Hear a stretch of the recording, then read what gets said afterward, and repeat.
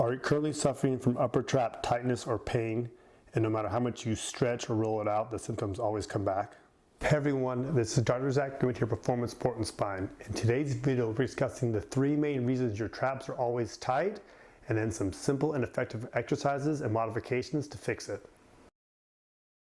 The first reason is this cue that's commonly prescribed. You've undoubtedly heard it. It's pressing your shoulders down and back to improve your posture.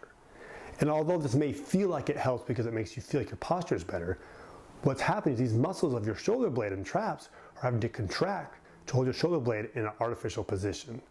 So what I want you to do is take your hand and clench it as hard as you can. Really grab your hand and clench it and remain that way until I tell you to stop. And what happens is throughout the days and hours when you're holding muscles in this artificial contract position, they get fatigued.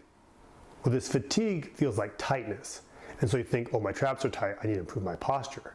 But actually, the very modification is causing your pain.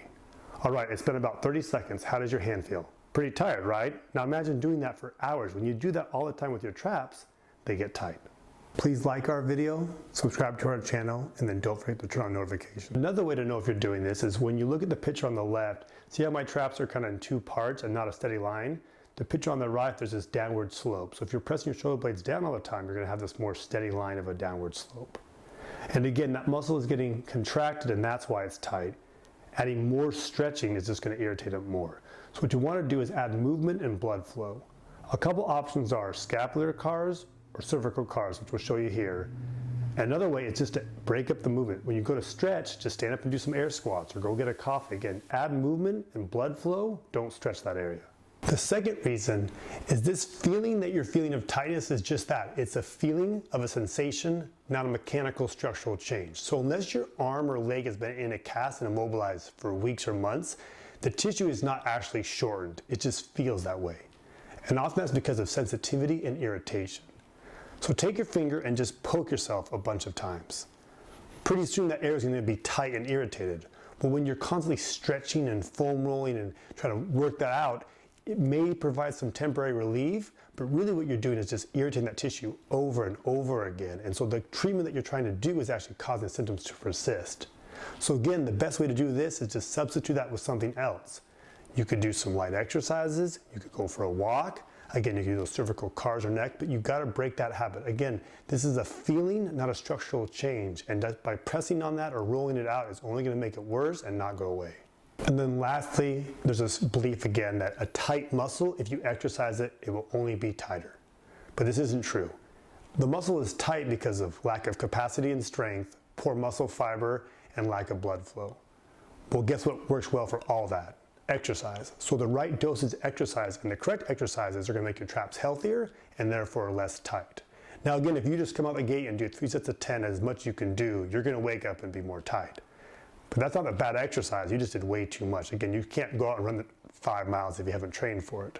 So we're going to show you the 3 best exercises for this condition, but again, start light and then increase as your symptoms tolerate. So a good rule of thumb is if whatever you could do at 3 sets of 10, but this doesn't mean that was a bad exercise, you did too much too quickly.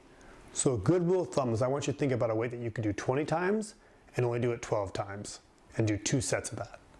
And again, see how it feels both during and then the next morning. If things go well, do it again and then gradually progress as your symptoms tolerate. If it feels too tight, again, you did too much. This isn't a fitness thing, this is more of a pain and tightness thing. So you gotta drop the weight a little bit lower, try again and see how it goes. Monkey shrug. With light to moderate weight dumbbells, we're gonna be in a standing position with 1 weight in each hand. Bend your elbows to about 30 degrees and then maintain that position. We're going to shrug up towards the ceiling, pause, and then return to the starting position. Again, as you do this, you feel the shoulder blades move and not your arms. And the tension should be in your upper traps, not your neck or your arms. Again, maintain that position and then increase the weight and reps as your symptoms tolerate. So lateral raise, we're going to use those lightweight dumbbells in a standing position with our elbows fully straightened. We're going to reach up in an arching motion towards the ceiling and then return to the starting position in a slow and controlled manner. As you're doing this, you should feel some tension in the top of your shoulders and the back of your shoulder blades. And again, try to get that full exertion of movement and increase the weights and reps as your symptoms tolerate. Overhead shrug. With light dumbbells in your hand with your elbows fully straightened or extended, Raise your hands up using your shoulder blades to the ceiling, pause, and then return to the starting position. You should feel tension in your traps and shoulder blades, not your arms or your neck. Keep your neck relaxed and neutral, and again, press as high as you can towards the ceiling, pause, and then return to the starting position. So many people suffer from upper trap tightness. It's a wrong treatment or ideology to fix it. And again, if you use this video to update your beliefs a little bit and implement one or all of these strategies, I guarantee your traps are going to feel better. If you like this video and found it beneficial, please like the video, subscribe to our channel, and turn on notifications.